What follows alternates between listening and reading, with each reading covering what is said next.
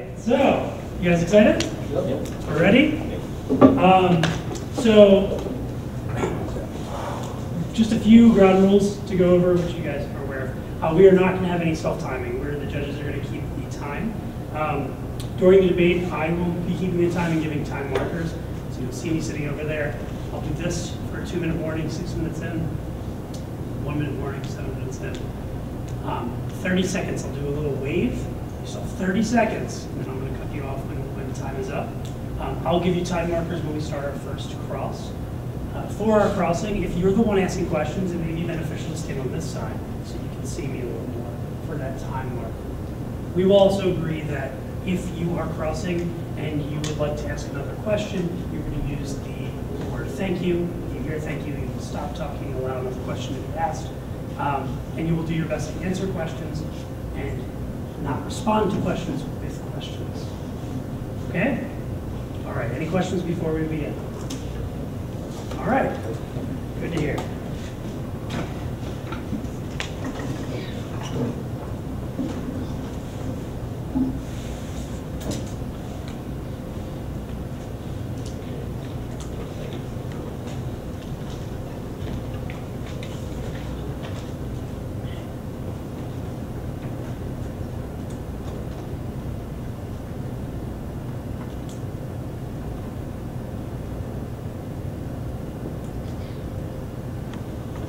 Need to take a timeout for 1 second. No, we're good. Sorry. A bit of an emergency. Okay. We're good. All right, whenever I go? Yep. All right, cool. Thank you, honorable judges, worthy opponents, and fellow spectators. A nation without a conscience is a nation without a soul. And a nation without a soul is a nation that cannot live. This is a quote from Winston Churchill, and it is especially relevant to our plan. For the Affirmative Plan, we would like to change the U.S.'s policy for refugee admittance and uphold the resolve that the United States federal government should substantially reduce restrictions on legal immigration to the United States, specifically from the South American nation of Venezuela. To start this debate, I would like to explain how terrible life in Venezuela is and why the U.S. specifically is obligated to act on the crisis. According to the Washington Post, as of August 23rd of this year, 2.3 million Venezuelans have fled their crippled nation within the last few years, specifically due to economic deprivation within the country. And according to the same article, the country's economy has shrunk by half in the last few years, and inflation is rumored to possibly reach 1 million%.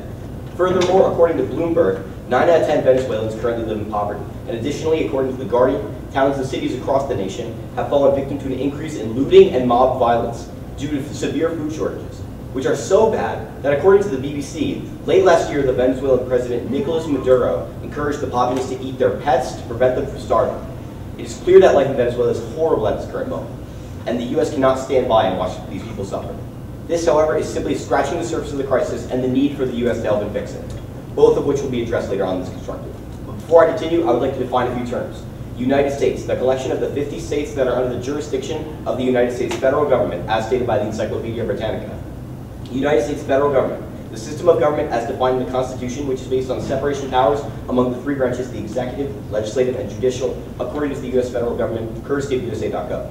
Should, used to indicate obligation, duty, or correctness, according to Oxford Living Dictionary. Substantial, of considerable importance, size, or worth, according to Oxford Living Dictionary. And for the purpose of this debate, we'd like to set a numerical metric for substantial change at 50%. Reduce, to diminish in size, amount, extent, or number, according to Merriam-Webster. Restrictions, a limiting condition or measure, especially a legal one, or the limitation and control of someone or something, both according to Oxford Living Dictionary. Legal immigration, the process of being granted lawful permanent residence, granted asylee status, or being admitted as a refugee, or admitted as a non-immigrant for a temporary stay in the U.S., courtesy of the Center for Immigration Studies. To the United States, this refers to a person traveling to the United States with the intention of becoming a refugee. And refugee, a person who has fled their country of origin and is unable or unwilling to return because of a well-founded fear of being persecuted because of their race, religion, nationality, membership in a particular social group, or political opinion, according to Section 101A42 of the Immigration and Nationality Act.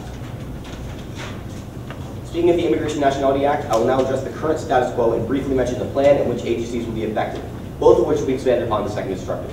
According to the Congressional Research Service, U.S. immigration policy is governed largely by the Immigration and Nationality Act, which was first codified in 1952 and has been amended significantly several times since. Implementation of their policies is carried out through multiple executive branch agencies. The Department of Homeland Security has the primary responsibility for immigration functions through several agencies, one of which is the U.S. Citizenship and Immigration Services, or USCIS, who is the primary agency that will be affected by our plan. Also in the status quo is the refugee ceiling for the United States, which was set at 45,000 for fiscal year 2018. However, as the Atlantic states, the government only ended up bringing in 20,000 people in fiscal year 2018. And for fiscal year 2019, according to Forbes, the current administration is proposing to cut that total to 30,000. And based on what happened last year, they will almost assuredly let in less than that. Now, what exactly are we changing to alleviate the crisis in Venezuela? According to Politico, Venezuela is currently a nation which has special restrictions on its nationals entering the U.S. because they are included in President Trump's travel ban. According to the New York Times, however, the main reason Venezuela is even in the ban is to cover up the fact that the ban is mostly on Muslim-majority countries. The first step of our plan is to remove the nation from the travel ban. This will obviously make it easier for these Venezuelan nationals to enter the U.S., and why this is necessary will be explained shortly. The second part of our plan, which is the substantial change, is to raise the refugee ceiling from the current 45,000, 30,000 as of next year, to 100,000. This change is substantial because it exceeds our numerical metric of 50%. The third part of our plan is to expand the legal definition of refugee, since technically Venezuelans do not fit it currently, because they are not necessarily persecuted, which is an essential part of the definition of refugee. However, the definition will be expanded as part of our plan to include people fleeing a nation of extreme poverty, food shortage, or political oppression, all of which Venezuela suffers from. According to the Department of State, the USCIS is the agency that holds the ultimate responsibility for reviewing the information collected about the refugees and vets them. The USCIS, courtesy of their own website, has 19,000 employees, and we will hire 3,000 more employees specifically with the purpose of aiding in the vetting process. Since obviously if there are more refugees coming in, we will need more employees to help vet them to keep the productivity the same. This plan will cost just about $150 million, based on the average annual salary of federal employees, which is $51,340 according to the Houston Chronicle. This funding will come from the selling of surplus petroleum to other nations from the Strategic Petroleum Reserve, and the exact financing of the plan will be explored more in depth in the second constructive. This plan will go into effect as soon as possible. We can't have a specific date, mainly because of training times for USCIS employees, as well as the time it takes to actually pass a bill. However, it would have to be within several weeks, because that is the requirements to become a USCIS employee, considering the training and the seminars that they need to attend. The ultimate end of the plan will be allowing more Venezuelans into the United States as refugees, to escape their oppressive and crippled nation. Because not only are we removing their nation from the travel ban, we are also giving them the ability to be admitted as refugees. We also project that the 100,000 cap will be reached, considering, however, 2 million refugees fled their country. Although 100,000 is nothing compared to 2 million, we chose, thank you, Judge, we chose this number mainly because it's optimal for our financial plan. After all, if we took in more people, we would need more employees to vet them, which would cost us more money. The first argument for need is simply because these people are suffering, and allowing it to continue is unjust. However, this is not specific to the U.S. Why the U.S. specifically should act is because other countries involved in the crisis are not actually aiding Venezuela. For example, some Venezuelan migrants are actually being involved in violence with local mobs in Brazil, according to the Washington Post, the same article that was referenced at the beginning of the constructive. Other countries mentioned are Ecuador, Peru, and Chile, who have not made a significant effort to help the cause, mainly because they resent the burden of the Venezuelan refugees, since many of their own communities are also impoverished. If South American countries cannot help them, then we are the only people who can, because we are the biggest and most capable country connected to them geographically, and we are the most capable of taking in the refugees. The third argument for need is a logical one, and is specific to the U.S. With the domestic crisis currently occurring in Venezuela, the number of refugees and displaced civilians is increasing, and it is in the United States' best interest to help alleviate the stress of this refugee problem down South America, as further damage to the political state in Venezuela could prompt intervention from a stronger foreign power, like China, or any other country interested in Venezuela's oil. Now, this does not have to be a violent overtake. It could be an economic agreement, but in the end, it would lead to the presence of another big foreign power near the U.S., which is something that we wouldn't like. This strongly relates to the Monroe Doctrine, which was created to prevent the exact same issue. It remains in the U.S.'s best interest to deal with the problem now, rather than take the gamble of foreign intervention or even a possible, widespread refugee crisis in South America, which would inevitably lead to even more refugees at the U.S. doorstep anyways.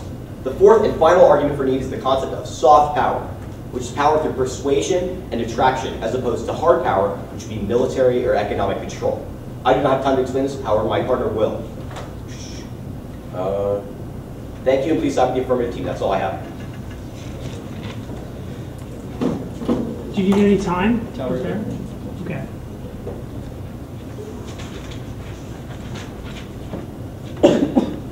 So before we begin this cross, again, I'm gonna 1 minute in, 2 minutes left. 2 minutes in, 1 minute left, and I'll waive it 30 seconds, and I will allow a question to be answered if it's already asked. Okay? Yep. Sorry, Matt. All right. So would you say the best metric to decide whether you meet the bright line of the resolution, which tells you to reduce restrictions substantially, is to decide or like see how many people get into the United States? No, the best metric is the actual change that we are making. Then how is your change effective if you don't know like how many people are coming, how many more people are coming in? Well, considering how there are 2.3 million people who are displaced, we have the evidence to prove that there's enough people to logically justify filling the cap that we have set. Right. So how are people decided if they're allowed to come in or not? The same status quo refugee admission process. So that's not changing, right? That is not changing at all. All right. So how can you prove how many more people you're going to come, or you're going to let in based on like your plan? Well, because we are removing their country from the travel ban, 2.3 million people have been displaced. Right, but they have to come through a vetting process, right? So Absolutely, the vetting process does not change as part of our plan. So how can you prove that these people actually will be admitted to the United States? Well, they would need the vetting process anyways. No, I'm saying like you're not changing the vetting process, right? Yeah. So that means they're going to go through they're going to go through the same vetting process. How are you going to prove that these people will pass through the vetting process and be admitted into the United States? There's no proof that they'll pass, but at least they'll have the chance to do it. Okay, great. So you say substantially is 50%, right? This was set by us, yes. Okay. All right. So would you say you prefer governmental definitions of what legal immigration is, or would you say you would like prefer some center or organization? Obviously governmental. All of our governmental definitions are from government sources, yes. Right. So is Center for Immigration Studies part of the government? Yes. Which branch? Department of Homeland Security. Okay. So you said that in the current status quo, well, last year, there was a 45,000 cap. All right. Yes. So how are you going to meet this cap within your case, with your plan, or your 100,000 cap? Verify a little bit? Like, how would you make sure that you actually meet this cap? Well, we'd have reports on the actual number of refugees coming into the country per year. All right, let me rephrase this question. So what's your probability that you will meet this cap? Likely upwards of 90%. Okay. So you say that other South American countries are not helping Venezuelan refugees, right? Are they developing countries or are they like developed countries? They're on the same level as Venezuela. You can make that judgment for yourself. So can you name one developing country that's helping and like taking refugees? Not specifically, no. Can you name like a developed country like Europe, maybe like the UK, Germany, something like that? It could be, but it would be much easier for us considering how we're geographically connected to them. How is it much easier to go to interest in travel? Because 2.3 million people were displaced in their own nation. Okay. They might not be able to afford a plane ride. Okay, that's good. Is that all? Yep. We'll take prep starting now. I'll give you 30-second time mark. Okay. Thank you.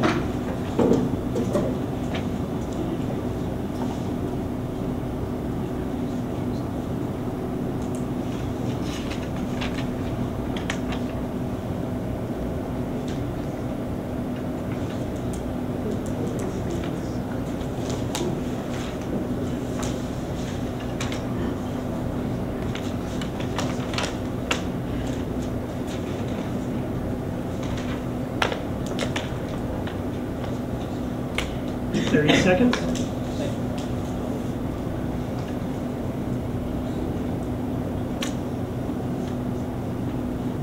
Notes are tough.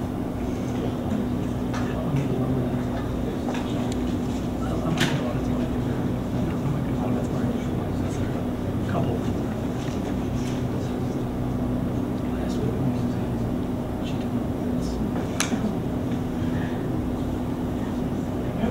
1 minute.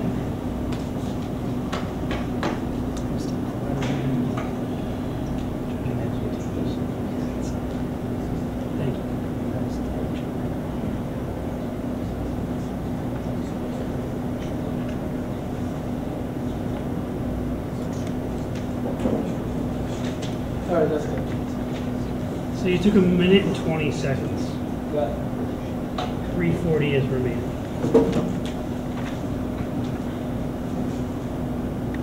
All right, so is everyone ready? Judges, all right. In that case, time will start as they speak. So first, let's start at the top of their case. They talk to you a lot about how conscience is important, how we need to improve our political conscience. That's why I quote by Winston Churchill. But remember, we need quantifiable evidence and quantifiable impacts, right? So as long as we win this battle, that overall immigration will make America worse than what it is beforehand, then we should win this debate, because we'll show you quantifiable evidence, as I will bring to you later in the speech, which means that America on net will be worse. Next, let's talk to you about how their impacts are all about making Venezuelan lives better. But as long as they can't prove that reducing these restrictions on the amount of people we accept will actually make Venezuelans come to the U.S., that they don't gain any offense on that. Because as long as they don't prove that Venezuelans will, one, come to the U.S., and two, as they don't prove that Venezuelans will pass a vetting process, that means that we win on net, because they can't prove that. Now let's continue with their Washington Post card. They talk to you about 2.3 million Venezuelans free to the U.S., and that decreases their economy in half. But remember, this is really bad, because if we let this continue, then Venezuelans will get worse. I'll talk to you later about how immigration leads to a brain drain, where smart immigrants will leave Venezuela and come to the United States, which is bad, because this hurts Venezuelan economy. And as long as the Venezuelan economy is worse, I would argue that that's worse than making America better. Because as long as we're making Venezuelans worse, that means that the people who currently inhabit Venezuela are going to have worse off lives. And we have to improve Venezuela for the reasons why they say. Venezuela's a really bad situation right now, and we have to pour in more resources to improve developing countries like Venezuela rather than the United States, because the United States is already a really functional economy right now. Next, they talk to you about the refugee ceiling. But remember the two reasons I said before. Even though they increase the refugee ceiling and allow more people to come in, that doesn't mean that they'll actually come to America, because just because they can doesn't mean they will. Remember, in order to actually come to the United States, they have to afford to travel to the United States, or actually get on a boat and go to the United States. They don't give any reasons why they'll actually take that risk, and remember, just because they can doesn't mean they will. And as long as they don't prove that they will, that means that they gain no offense in today's round, because they don't prove to you how many immigrants are going to make lives better. And remember what Joey tells you in Cross Again. There's the same acceptance and vetting processes. And as long as there are the exact same acceptance and vetting processes, then they can't prove that Venezuelans will actually pass these. Now, let's talk to you. They talk to you about how they'll expand the definition of refugee and remove travel ban on refugees. Remember, this is not topical, because this doesn't go within the scope of the definition of immigrant. The IRS tells you that an immigrant is an alien granted the right to reside permanently in the United States. But moreover, Martinez 2014 explains that an immigrant is someone who chooses to resell in another country. A refugee is someone who's being forced to flee in their home country. There should be a great distinction between those two words. And as long as Martinez explains that there's a great distinction between an immigrant and a refugee, that means that their entire plan is not topical, because they only actually apply to refugees. And as long as they only apply to refugees and not immigrants, that means they're again not topical. And they can't actually expand the definition of refugee, because they can't expand the definition of something that's not an immigrant. And remember, refugees are not an immigrant because they're being forced to leave their country rather than choosing.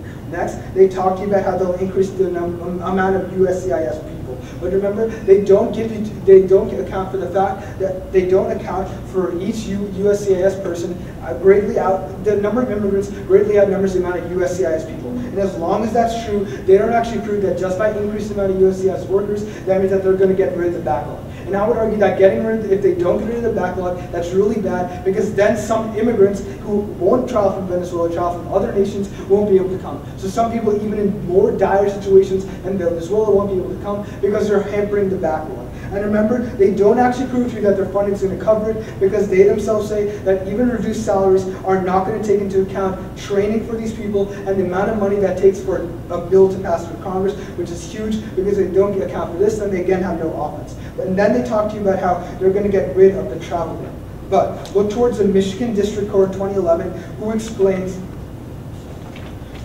that reduces to diminish in size, but the term does not mean a complete deletion, which is really important, because if they're getting rid of their travel ban completely, that means they're advocating for a complete deletion of the travel ban of Venezuela. And I would argue that a complete deletion does not fit the ideas of the resolution, because they're not talking about reduction, they're talking about a complete elimination. Now, let's move on to a couple disadvantages that make their plan on net worse. The first is labor unions. Briggs 2004 explains that immigration decreases the effectiveness of labor unions and lessens the power of collective bargaining.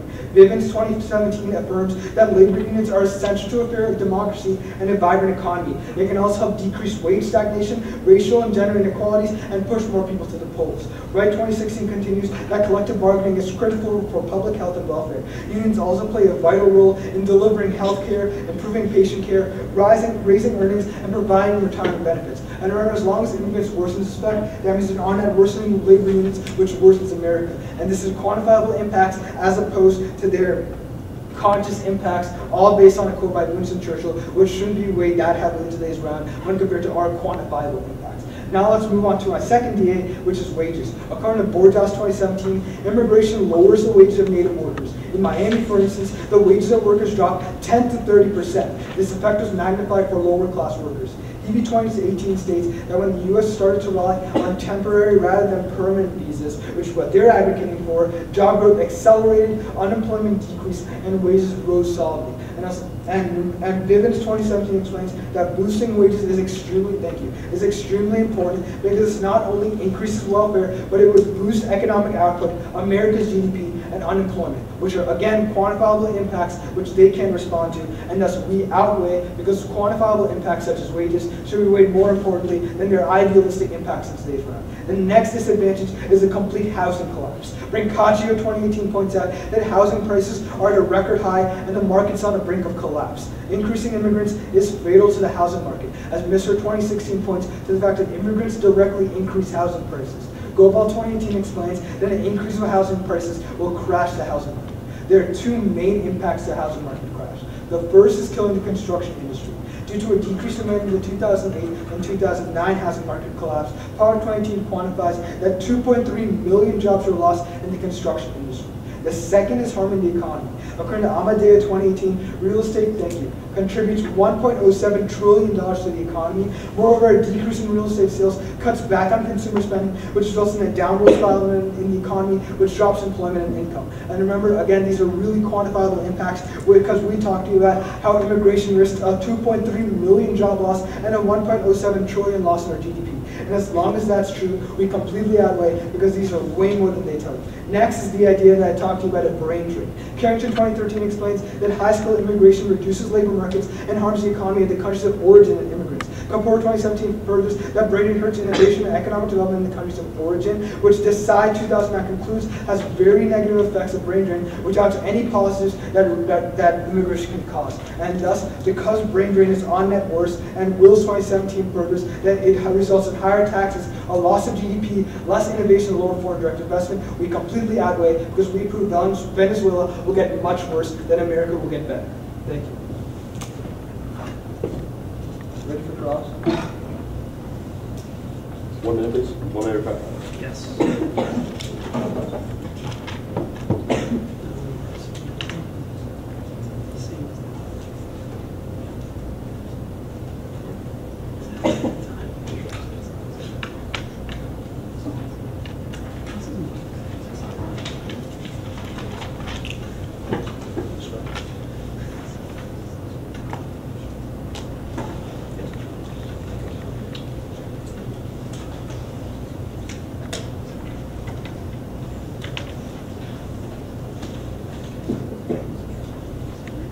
Seconds in.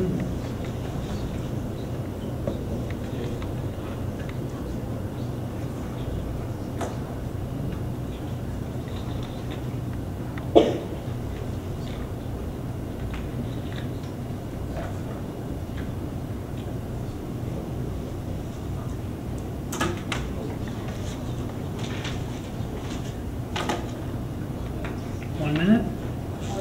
We're good. Thank you. 4 minutes remaining. Yep.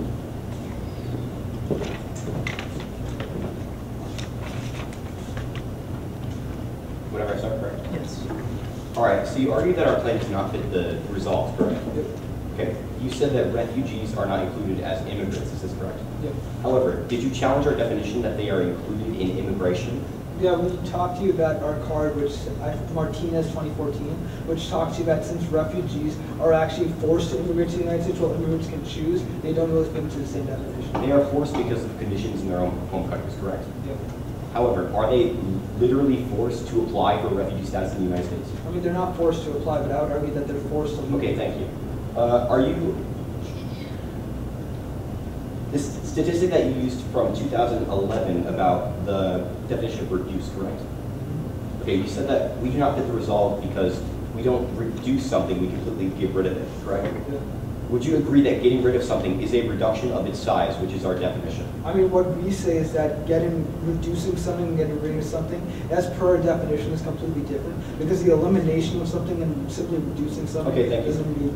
You argued about brain drain in home countries, correct? Yep. This does specifically apply to home countries, correct? Yep. Of the immigrants? Yeah. Okay, how does this apply to the resolve? Because overall we should talk about like the impacts about the world, right? And we tell you that improving Venezuela is really important for the same reasons why you say it's really bad. Because their economy is really bad. You said that you mainly attacked our removal of Venezuela from the travel ban. Would you agree with this? I think that I went a clean slate throughout your case. Okay. Well, are you aware that we do more than just get rid of the travel ban? Yeah. Okay. And mainly in terms of need, you attacked our quote about Winston Churchill. Is this correct?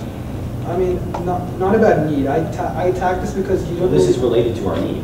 I mean, overall, the idea I was trying to get across with that is that you don't really provide like quantifiable evidence, right? And Okay, thank you. Are you aware that we have provided more than one definition, or not definition, case for need, and all of which you have neglected to contend with? I mean, I'm not talking about the need, right? I'm talking about quantifiable evidence. And as long as we read you, like, for example, in the housing collapse, that 2.3 million jobs are at risk if we increase immigration. Okay, thank you. Do you have quantifiable evidence that suggests that only increasing the immigration population by 65,000 more per year than what we're currently taking? Do you have quantifiable evidence to prove the exact effect that that will have on the housing market and labor unions? I mean, yeah, we talked to you about the DA and housing collapse, said that any increase in immigrants, because they raised the housing. Okay, thank you. Where are the numbers there? Where are the numbers? I asked for quantifiable. Where are the numbers? Okay, the numbers are that the housing collapse risks 2.3 million citizens. I could pull up a card that says that each immigrant increasing the price of houses by a couple of dollars, which is extremely important in the long Okay, run. do you have that? Yeah, if you want, you can call for a card during prep time. But if you want, you could just bring it back. We have Okay, that. do you know the impact that a single immigrant has on housing prices? Yeah, that's our card. It says like a couple Okay, of, do you know what is on that card? yeah. What is it? It says that each immigrant, I think it's like around $1.06 or something around that. And when you increase immigration by a lot, which is what your plan intends to do, then overall you increase the price of houses a lot. Okay, thank you. Time. All right.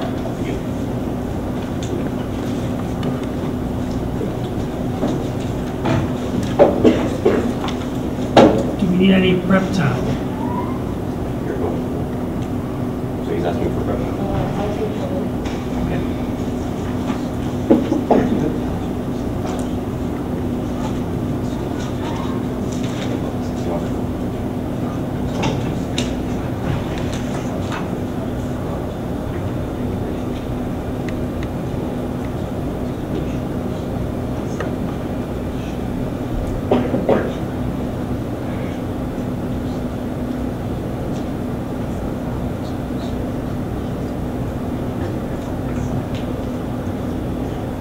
30 seconds. Thank you.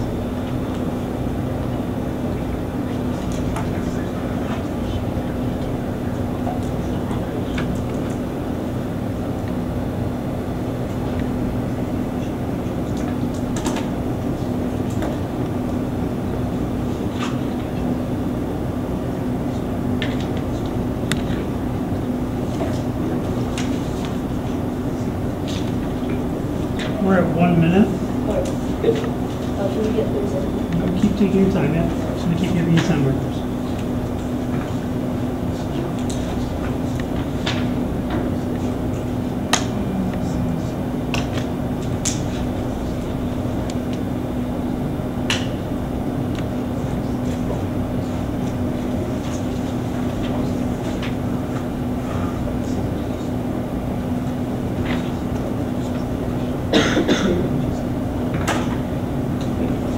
One minute, 30 seconds.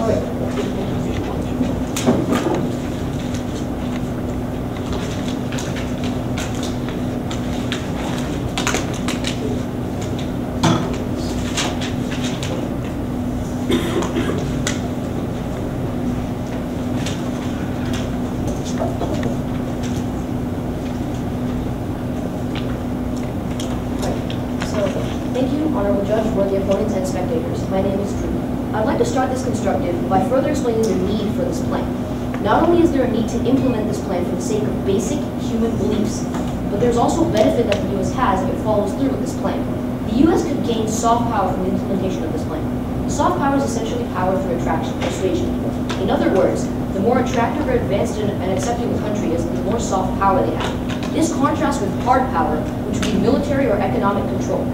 Approval ratings are key to soft power, and our plans will raise them. For example, according to the Pew Research Center, the approval ratings of the United States dropped drastically from 2016 to 2017. Some countries that follow this trend include the UK, France, Germany, as well as many South American countries, including Venezuela as well.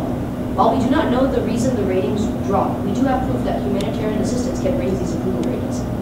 The approval rating of the U.S. in Indonesia dropped from 80% to 15% following the U.S.'s invasion of the Middle East, particularly because Indonesia is a Muslim-majority country by a large margin. However, after the U.S. provided relief efforts in Indonesia in 2004 after the tsunami, the approval ratings rose back up. Since humanitarian assistance has risen approval ratings in the past like this, it is possible that it can do it again, in fact, quite likely. Approval ratings are important because if the people of a country approve of your ideologies, then they are more likely to side with your country in an issue, and they will be more accepting of your inputs. This would ultimately lead to an increase in influence in foreign affairs due to soft power.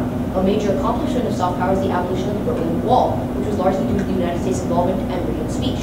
At this point in time, the U.S. had a lot of soft power, and if we could increase our soft power again through our plan, then we could have the influence to pull off a similar feat in the future. This logic, as well as the specific mentions of Indonesia and the Berlin Wall, are from an interview with American political scientist Joseph Nye, which happened in 2016 and was published in the Foreign Policy Association. I will now address the flaws of the counterpoints proposed by the negative. So the first thing that the negative states is that our plan does not fit the resolve. However, it entirely does. The resolve speaks about legal immigration and not immigrants. Immigrants are a small piece of what we call immigration. Immigration is essentially all people coming to the United States for purposes of, and I will give you the exact definition that we stated. Legal immigration is the process of being granted lawful permanent residence, granted asylee status, being admitted as a refugee, or admitted as a non-immigrant for temporary stay in the United States according to the Center for Immigration Studies. So this essentially means that this is all people coming to the United States for whatever purposes. That is what we call as immigration, not necessarily immigrants. So the fact that refugee does not apply as an immigrant is entirely irrelevant in this case because it still applies to the resolve, which is entirely what the negative statement that they don't think it applies, however it does. The next is that they think that we do not fit the definition of reduce. However, reduce the definition of reduce is to diminish in size, amount, extent, or number, according to Merriam-Webster. Now, what this means is that if we look at the travel ban, it's currently at 100% right now in effectivity. If it comes down to now 0%, that is indeed a reduction because mathematically 0 is less than 100. That means that this is indeed a reduction. It's becoming less, it's diminishing in size. That means this is indeed a reduction. And again, what the negative proposes as not fitting the resolve is not necessarily relevant in this case. They stated also that wages dropped in Florida, and we have proof that wages do not drop when immigration happens. But not only this, but they never stated explicitly that the wage drop is actually because of immigration. They simply stated that wages dropped in Florida.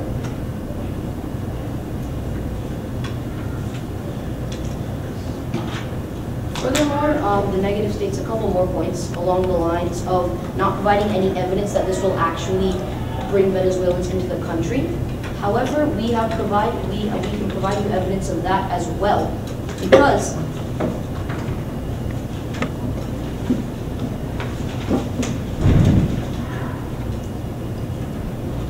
immigration from Venezuela increased by 21%, or almost 61,000 people between 2016 and 2017, which is the largest significant increase in immigrants from one country that year, according to the Migration Policy Institute, a nonpartisan think tank based in Washington, D.C.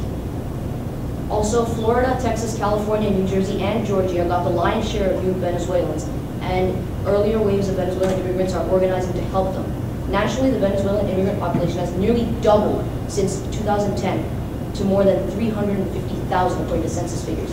This means that Venezuelans are trying to get in. They have gotten in. They are coming in. And now because of that travel ban, they're being scrutinized for it.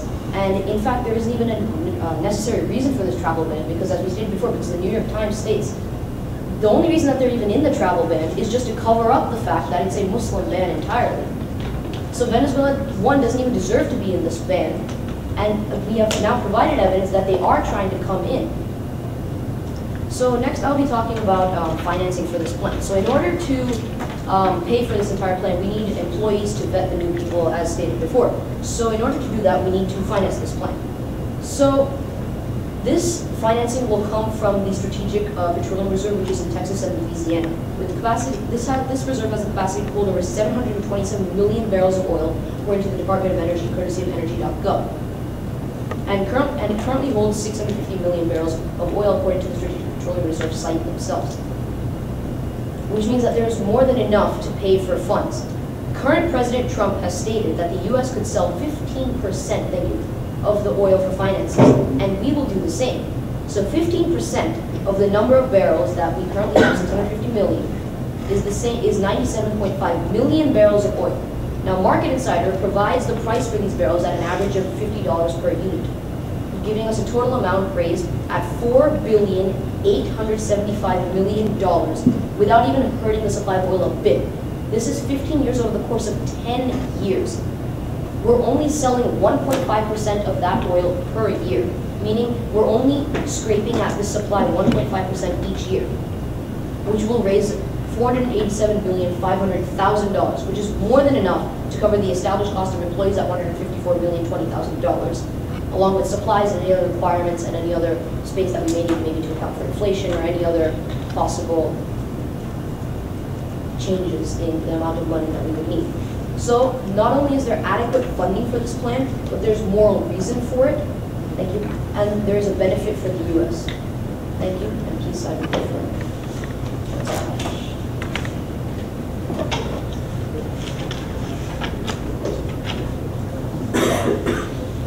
Do you guys need any time? We'll use like a couple seconds. I'm just going to run the clock. Okay? Yeah.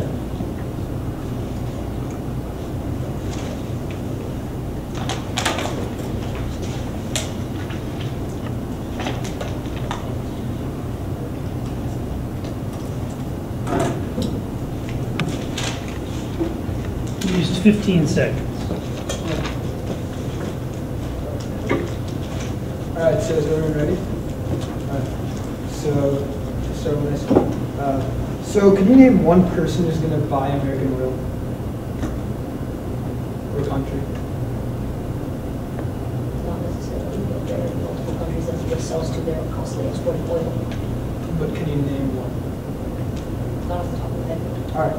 So, are there more Venezuelans in Venezuela or in America? Currently, Just logically. well, in Venezuela, yeah. All right. Because that's where they are. So, if we impact to people in Venezuela, isn't that more people than Venezuelans in America who come to America?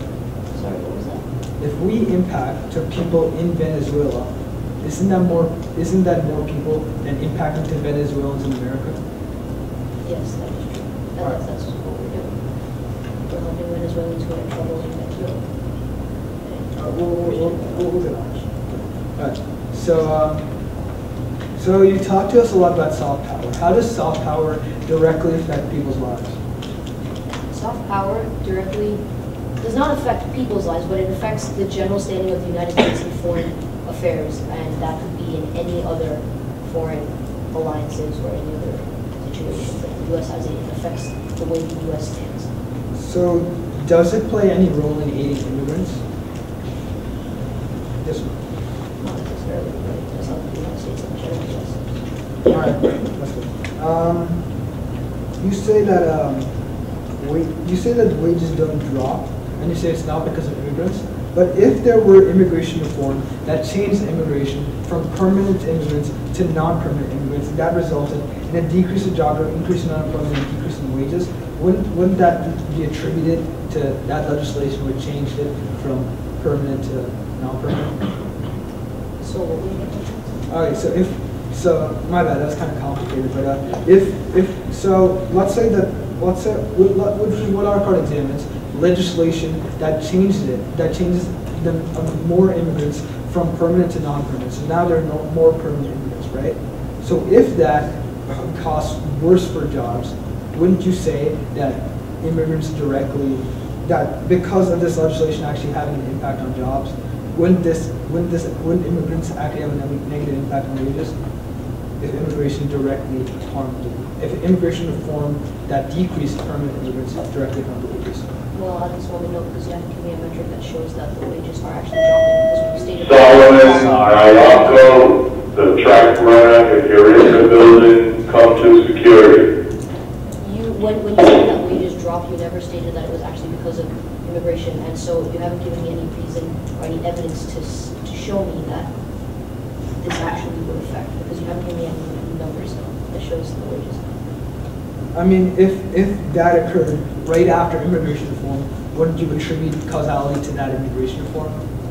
Well, here now you're making a causation correlation argument, and that's the issue, because you're not showing me that it's actually immigration that's causing this, because you're just stating that wages are dropping, but you're not giving me evidence that it's because of immigrants. Just because it happened right after immigrants came in, there can be other factors that you haven't given me yet. Time.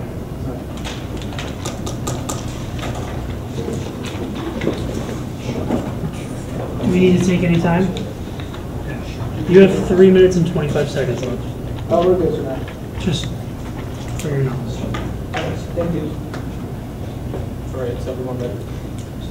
Let's start at the top of their case. First on definitions. They say that legal immigrants is somebody like a refugee, but realize that the UN High Commissioner of Refugees, which Varun tells in his first rebuttal, is that refugees are immigrants that are forced to leave their country. They're not legal immigrants. Immigrants choose to leave their country. Insofar that we provide evidence that we say that refugees are not counted as legal immigrants, and they provide definitions that say refugees are legal immigrants, we would say this is a complete clash, and we should look to the warranting of the debate. Insofar we provide the warranting as to why we define refugees as people that are forced to leave the country and not legal immigrants, we should win on this point. Then, they say in the third prong of their case that they're going to change the definition of refugee to people that are leaving their country because of the failing economy. Realize this is really abusive because we can just say that we're going to change the definition of refugees within our own counter plan. Don't take this change. Then, on the first prong about removing the Venezuela travel ban, realize that they first never proved that Venezuelans will actually come. This is important because they don't respond to this within their second speech, which Varun brings up in his first speech. Insofar they don't prove to you that Venezuelans will come because they don't prove that they can afford it, or second, they don't prove intent. There are a lot of more visa routes that they can take to enter the United States. This is not the perfect plan. But second of all, they never respond to the fact that Varun tells you that they will never pass the vetting process. They never prove the probability that these people will pass the vetting process. Insofar they don't provide the probability that these people will pass the vetting process and they'll be allowed into the United States, we would say this is a complete waste of $150 million. Insofar it changes nothing from the status quo. Then, on the definition about reduction, realize they don't respond to the mission core definition, which tells you that the reduction does not mean elimination. Those are two completely different things. They respond in first cross saying that we should take the government definition. Realize that we outweigh because government definition from mission core tells you that reduction is not complete elimination. This responds directly to their point about completely removing the Venezuelan travel ban. They say in their second speech that they're going from 100% to 0%. This is complete elimination. Don't buy into this. This is not topical. Then, onto the top of the budget, they say $150 million based on employee salaries. Realize first, what Varun tells you, they don't respond to this. You can extend this, which is that they never account for a backlog, which is that when you have more people coming into this visa system, applying for illegal immigration, realize that there's causing a backlog because the employees of the USCIS cannot fill out these forms fast enough. As a result, we outweigh because this means with a backlog, people with more dire situations in different countries will not be able to get in even because of this backlog. But second, realize first they don't account for how much it costs to pass a bill through Congress. This is completely neglected within their budget. But second, they don't also account for how much it costs to train these employees. They even state in their own case that it will cost money to train these employees. They never account for this. They just say employee salaries. Then, as a result, you'll create a budget deficit because their plan costs like $150 million, but then it costs more to spend on training these employees and to pass the backlog. Then, realize that they also never prove to you probability that people will buy more oil from the United States. They say that they'll get funding from selling this like surplus of oil, but they never, in last cross, they can never even prove one country that says they're willing to buy a surplus of oil from the United States. And so far that is true, you don't see any funding coming in. As a result, you go into budget deficit. And that's really harmful for the United States economy. Then, on the next argument about soft power, they say that the recent drop in U.S. soft power is because they don't even know why the U.S. dropped in soft power, but then they say relief efforts help soft power. Realize that the example that they give you is about humanitarian natural disaster relief. They don't tell you one instance where increasing refugee resettlement numbers increase the soft power of any country. Insofar, Colonial 2017 tells you that white supremacists backlash against this increase of immigration and refugees. You see it's a turn against them because more immigrants within the United States get harmed because of this backlash, and they are the team that exacerbates racism. Then, on the dissents that they never respond to, which is why you can flow this cleanly around. First is on labor unions. Briggs 2007 tells you that an increase of immigration decreases the effectiveness of labor unions. This is key because Bivens 2017 extends that labor unions are key to a fair economy and a vibrant democracy. And so far, they're increasing immigration, and it hurts the labor unions' power. We see that we have offense on this. But then, look to Wright 2015, which tells you that collective bargaining from labor unions is key to the health and welfare of the United States, of American people. Insofar, they're impacting to decrease healthcare and welfare of the American people, which is what the U.S. government should be looking to help the most. We see that you should not be voting for this bill because it hurts on scope more people. First of all, the American people and also the developing world and Venezuelans, as I will get to next. But second, on wages. They just say that there's no causal link. Realize they don't even look at the evidence. We tell you it's really, really good because they tell you that as a result of increased immigration, wages drop by 10 to 30%. This is extremely good because Bivens 2017 tells you that because of boosted wages, and when you boost wages, you see an increase of welfare, employment, and GDP. We are the only team that solves for increased economy benefits. Then on housing collapse, they also don't respond to you on this because Brancosio 2017 tells you that we are on the brink of a housing collapse because of high prices. But Mr. 2016 tells you when you increase immigration from their plan, you see an increase of prices of housing, which is why Potter 2015 tells you that the impact on construction jobs is immense. 2.3 million jobs are lost. As a result, we impact more people. They say 65,000 people are benefiting from this. 2.3 million people is much greater. We'd say prefer 2.3, save these 2.3 people's jobs. But then Amadeo 2018 tells you that as a result of this housing crash, you see $1.07 trillion lost in the economy. Our impacts completely outweigh theirs on magnitude right here. But then on brain drain, they don't respond to this, which is why you can flow this through. It's clean offense for us, which tells you, Parenting 2013 tells you that there's a reduction in the labor market within the host country, the home country of these people. In this case, it's Venezuela. As a result, Casper 27 tells you that brain drain decreases innovation and decreases economic development within the home country. Thank you. And as a result, we can look to Wills 2017, which tells you that as a result of brain drain, you see increased taxes, decrease in GDP, decrease in innovation, and also decrease in FDI. These are all very key to the economic development of the home country, in this case, Venezuela. We do the very easy weighing analysis here because we outweigh first on scope. Realize that we outweigh the American people and also the people within Venezuela. This completely outnumbers the number of people that they're bringing into the United States, which is only a mere 65,000. We would say because we're impacting more people within by voting for us, we say vote for us. But then second on magnitude, which is what I just said, which is that we show the whole American public and the Venezuelan public get impacted because of decreased economic ability and also decrease in 2.3 million jobs within the construction industry and also $1.07 trillion lost within the GDP of the United States. Insofar, the duty of the United States government is to provide for the people. Thank you. We would say you should be voting for us because this is a clear indication that they are destroying the lives of 2.3 million people and also the rest of America because we're decreasing the GDP by $1.07 trillion. This is really immense, which is why you should vote for us. Thank you. 4 minutes. Minute 30.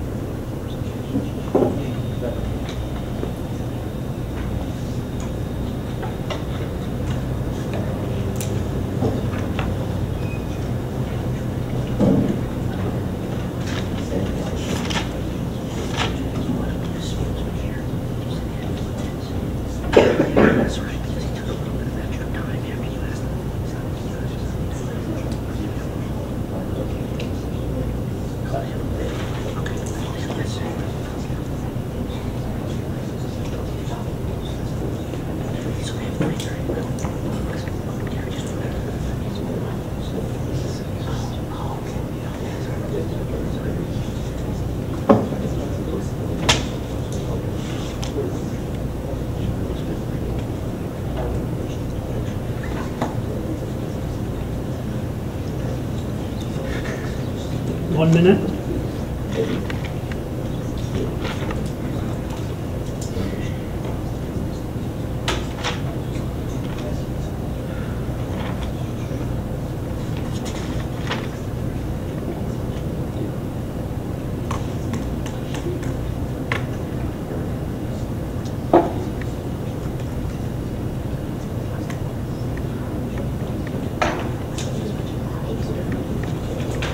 Can we take 30 seconds back? I'll just keep running.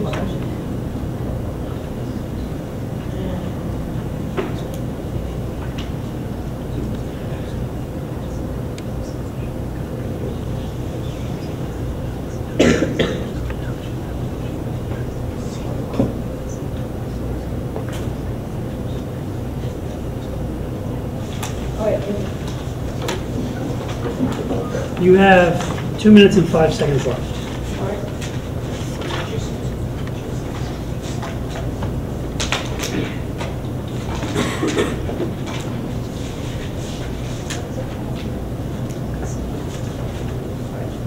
So when I start speaking,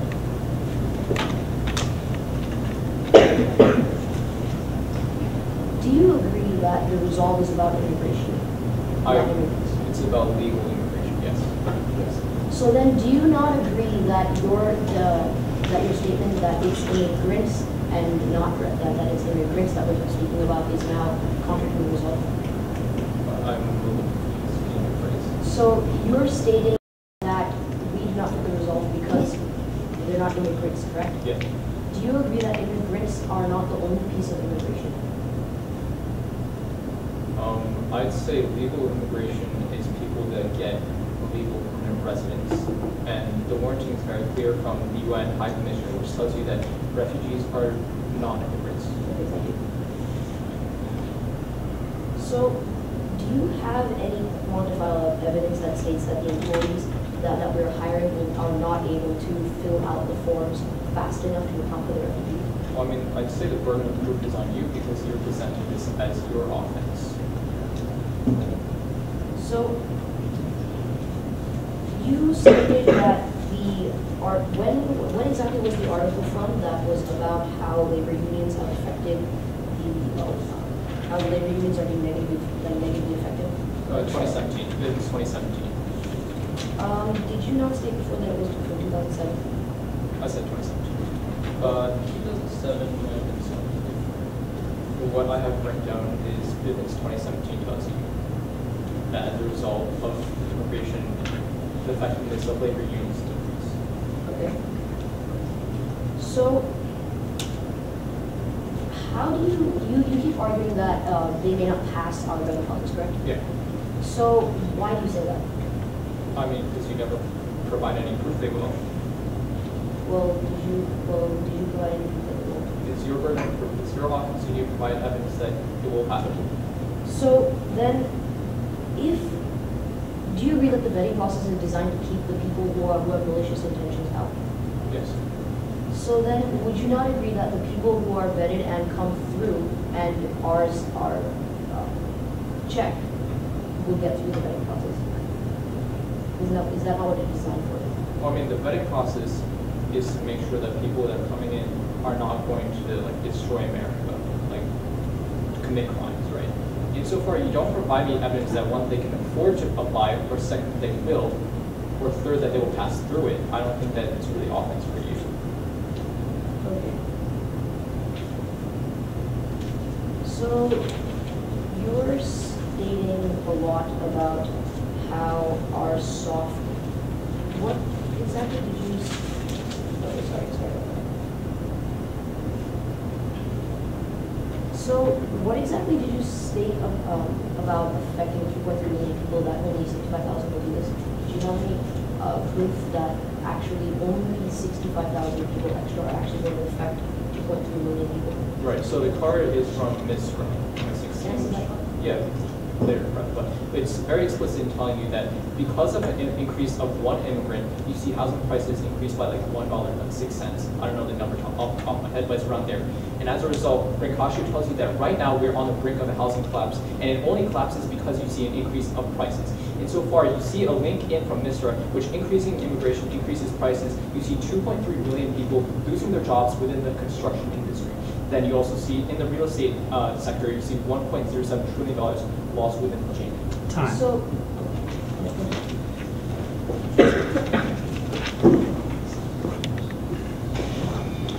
You have 325 left. Yeah, we'll run on that. I'll give you time, Woody. All right.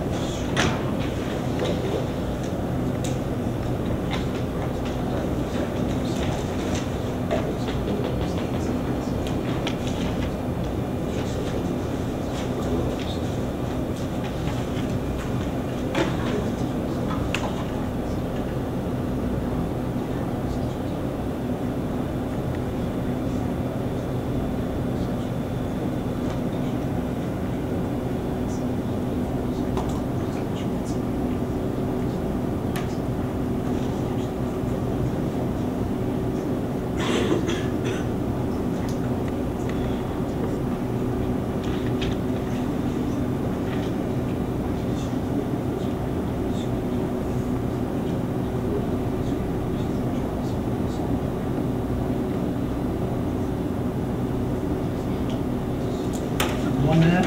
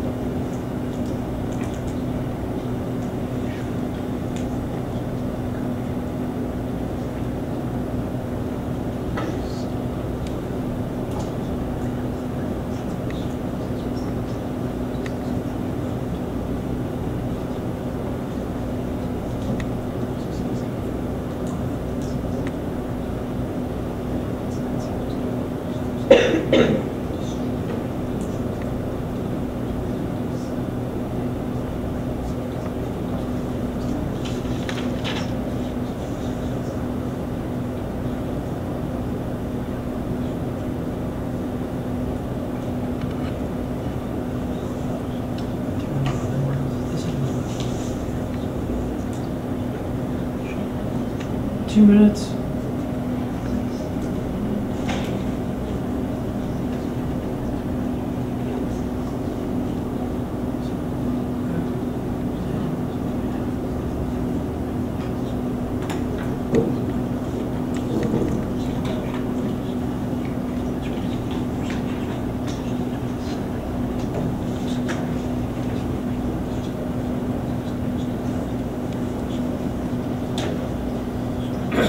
Is everyone ready? Start on the topic about topicality. Realize that they don't respond to the rebuttals that Broom tells you I sent through our second rebuttal, which is that the UN High Commissioner of Refugees tells you that refugees are not legal immigrants, they're legal non-immigrants. This is because the warranting is very clear, which tells you that refugees are not legal immigrants because they're forced to leave. Legal immigrants are those who choose to come to the United States. At that point, all of their whole case is not topical, which is why you can't vote. But the second point which you can vote for us on topicality is about the vetting argument, which is that they never proved to you that these Venezuelans will first come. Second, they never proved that they can afford it. Third, they never proved that they have the intent, because there's a lot of other visa routes that these Venezuelans can take instead of taking this refugee status. But then, third, on the definition of reduction, they don't respond to this, which is why you can flow our definition, which comes from the Michigan court, which tells you that reduction is different from elimination. These are two completely different words. Reduction means not wholly, but elimination means completely. They say in their own speech that they eliminate the travel ban, which goes from 100% to 0%. This plays into elimination, not reduction. At that point, realize that, look to their budget, realize they don't respond to the point that Broom tells you and I extend, which is that they never prove to you anybody that's going to buy the American oil. As a result, you see that nobody's going to buy this $150, and as a result, we go into a budget deficit. Then, on the soft power argument, which is probably the most offense they garner, realize that they've never proved to you one instance where soft power increases through the example of refugee resettlement. They give you one example about natural disaster relief. This is completely different from refugee resettlement. At that point, they don't get any offense about soft power. Don't flow this at the end of the round. Then, on the dissents, which we extend cleanly through the round, they don't actually respond to this, which is clean offense for us. which is first labor unions breaks 2017, tells you that immigration increases and the effectiveness of labor unions decreases, which is why Bivens 2017 extends that labor unions are key thinking to a fair economy and a vibrant democracy. As Wright tells you 2015 that collective bargaining through labor unions is key to health and welfare. Begin the weighing analysis here, right? Because on scope, we're already affecting more people than they are. They're affecting 65,000 more people, but as a result, through the decrease of welfare through the labor unions, we see the whole American society being impacted by this negatively. But then second on wages, they don't respond to this either. Don't give them any details on this, which is that Borhaus 2017 tells you that increased immigration decreases wages on net by 10 to 30%. This is key because Bivens 2017 tells you that the only way to develop welfare, increase employment, and increase GDP is through increased wages, which does not happen when you vote for them. This is why we also win on scope. We're impacting the whole American people. Then on housing collapse, they don't respond to this. Mercosur 2017 tells you that we're on the brink of a collapse on the housing market because of high prices. And Minnesota 2016 tells you that as an increase of one immigrant, $1.06 increases in housing market prices. As a result, Buffalo tells you that an increase in prices crashes the market, which is why 2.3 million people lose their jobs in the construction industry, and the real estate loses $1.07 trillion within the American economy. This is key because we outweigh our magnitude here. Then the brain drain is very good because we tell you that as a result it hurts Venezuelans more because Carrington 2013 tells you that a decrease in the labor market within the Venezuelan country decreases innovation and decreases economic development. And Wills 2017 tells you that because of brain drain, there are higher taxes, decreased GDP, decreased innovation, and decreased FDI. At the end of the round, they aren't benefiting that many Venezuelans. They're only benefiting 65,000 people, but on net, we tell you that the American population and also the Venezuelan country is hurt because of brain drain and also because of the housing market collapse and real estate market collapse, which causes 2.3 million people to lose their jobs and $1.07 trillion to be lost in the economy. Then back on soft power, realize that they don't respond to the point about how white supremacists backlash because of this. As a result, they exacerbate racism. That's why you should vote for us. Thank you. Take a second time. 2 minutes and 5 seconds. Take all of it. Thank you.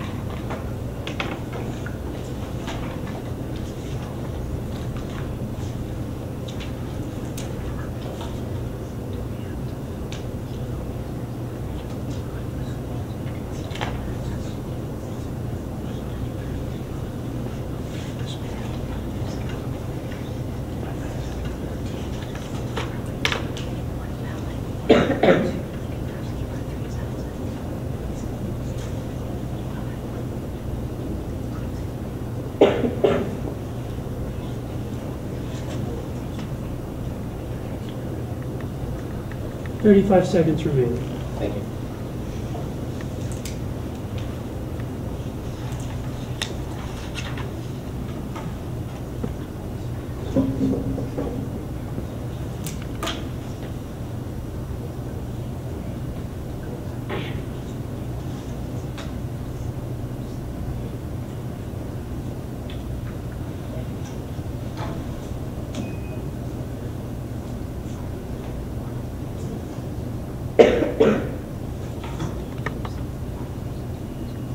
All right, it's time. Thank you.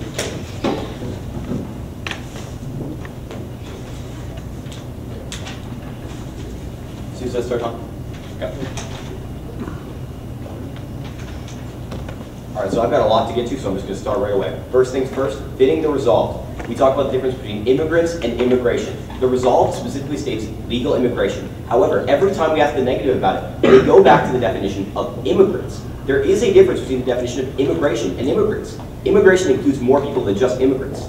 including refugees. And the resolve does not state immigrants, the resolve states immigration. Therefore, this entire argument is completely invalid.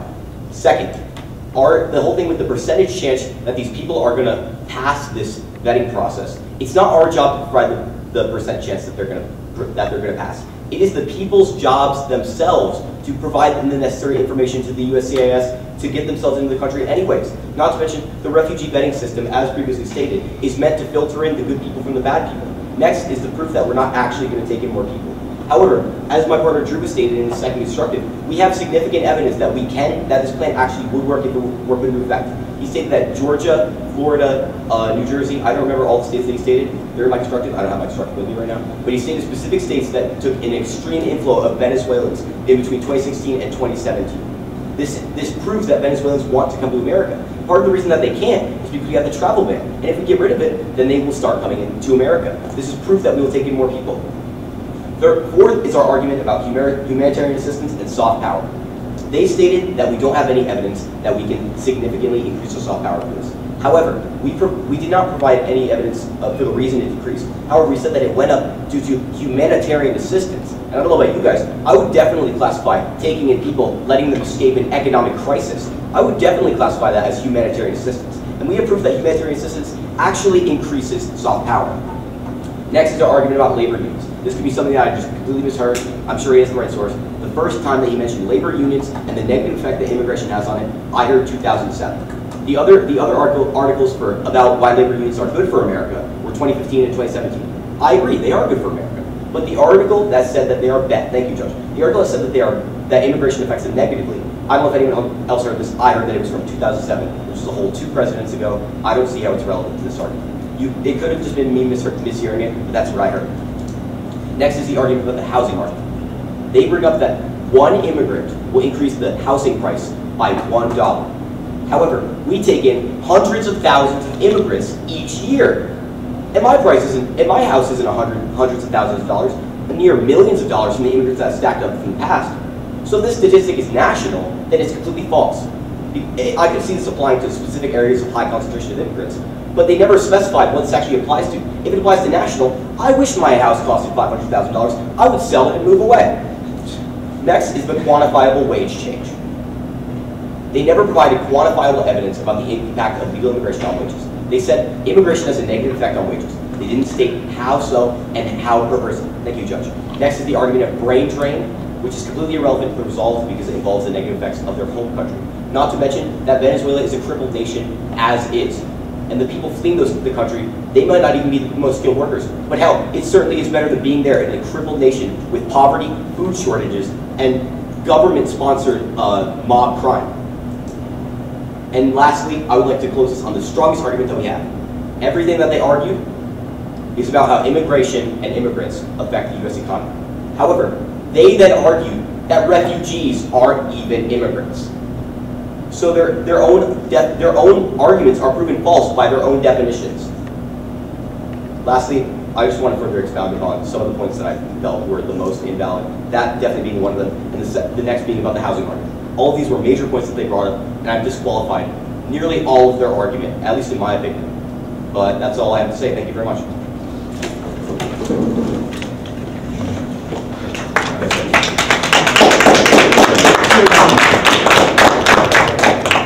give you one of these. You guys can The broken wing. There you go. Good His job. handshaking was too big last time he Thank showed. you. Broken hand here. Thank you. Thank you very much. Okay, so I need to take you folks to a place, right? And let these other folks in. Place. Take you to a place where we read the judgments. Yeah. So before we leave, we did have a couple things we just want to request from you guys. That would be, could you guys provide your definitions and sources for the word reduction and refugee and immigration, if you have? Yeah, I have the refugee. Would you be able to just like give them to us so we can take them? Immigration and refugee. Would you be able to maybe Yeah, maybe highlight folks or Highlight immigration. So it was reduction, refugee, and immigration, or immigrants, if you have those. Reduction, legal, immigration, and your sources are at hand. Yeah, and there's actually more details on the sources in the back, and they're recorded where they appear. This one is Actually, no, this one is right there.